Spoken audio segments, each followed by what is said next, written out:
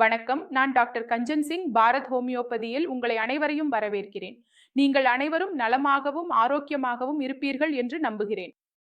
இன்றைய இந்த வீடியோவில் உங்கள் கிரியேட்டினின் அதிகரிக்காமல் இருக்கவும், அது கட்டுப்பாட்டில் இருக்கவும், மேலும் உங்கள் சிறுநீரக செயல்பாடுகள் மேம்படவும் உதவும் சிறுநீரகத்திற்கு உகந்த சில பழங்கள் பற்றி நான் பேசப் போகிறேன்.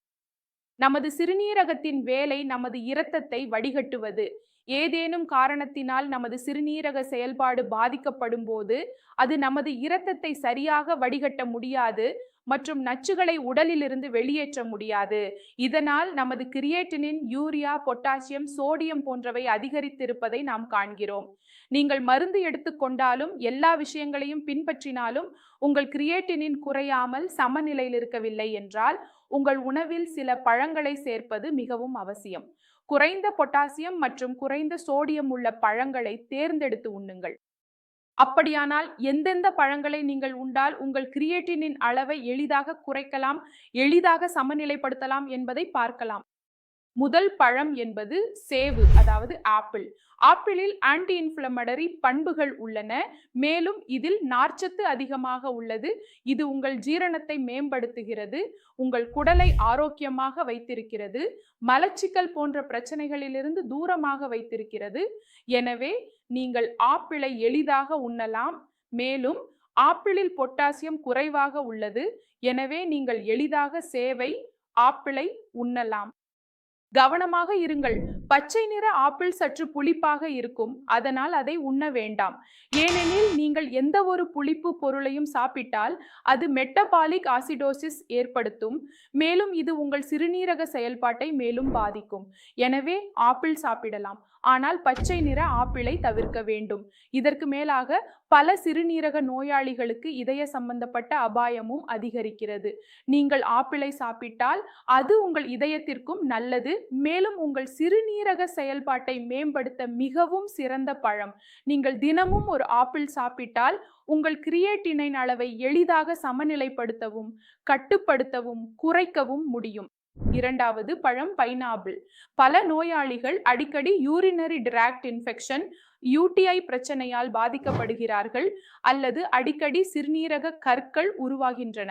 அப்படிப்பட்டவர்கள் பைனாப்பிளை எளிதாக பயன்படுத்தலாம். பைனாப்பிளில் காணப்படும் எதிர்ப்பு அழற்சி பண்புகள் உங்கள் சிறுநீரகத்தில் ஏற்பட்டுள்ள அழற்சியை குறைக்க உதவுகிறது.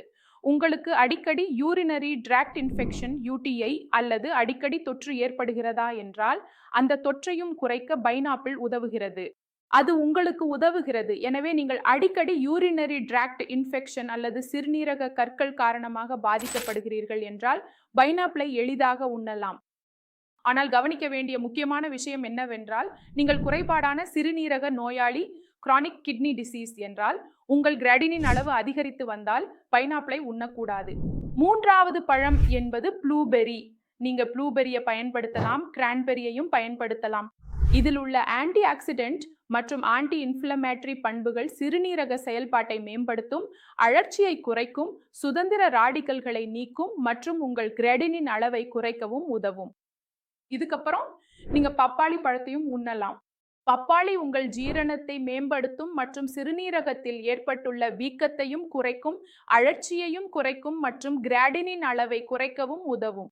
இதற்கு பிறகு நீங்கள் அமிர்தையும், குடம்புளி, குடம்பா உண்ணலாம். ஆனால் கவனமாக இருங்கள். உங்கள் பொட்டாசியம் அளவு அதிகமாக இருந்தால் அந்த நேரத்தில் அமிர்தை உண்ணக்கூடாது. உங்கள் பொட்டாசியம் நிலை சாதாரணமாக இருந்தால் நான் முன்பு கூறிய அனைத்து பழங்களையும் நீங்கள் எளிதாக, ஆனால் குறைந்த அளவில் சாப்பிடலாம். ஆனால் எல்லாவற்றையும் ஒரு வரம்புக்குள் மட்டுமே சாப்பிட வேண்டும். அதிகமாக சாப்பிட்டால் உங்களுக்கு பிரச்சனை ஏற்படும். மிக குறைவாக சாப்பிட்டாலும் உங்களுக்கு பிரச்சனை ஏற்படும். நீங்கள் அனைத்து பழங்களையும் சமநிலையுடன் சாப்பிட வேண்டும். இதனால் உங்கள் சிறுநீரக செயல்பாடு மேம்பட முடியும். இன்றைய வீடியோவில் இவ்வளவுதான். அடுத்த வீடியோவில் மீண்டும் சந்திப்பேன். அதுவரை நன்றி.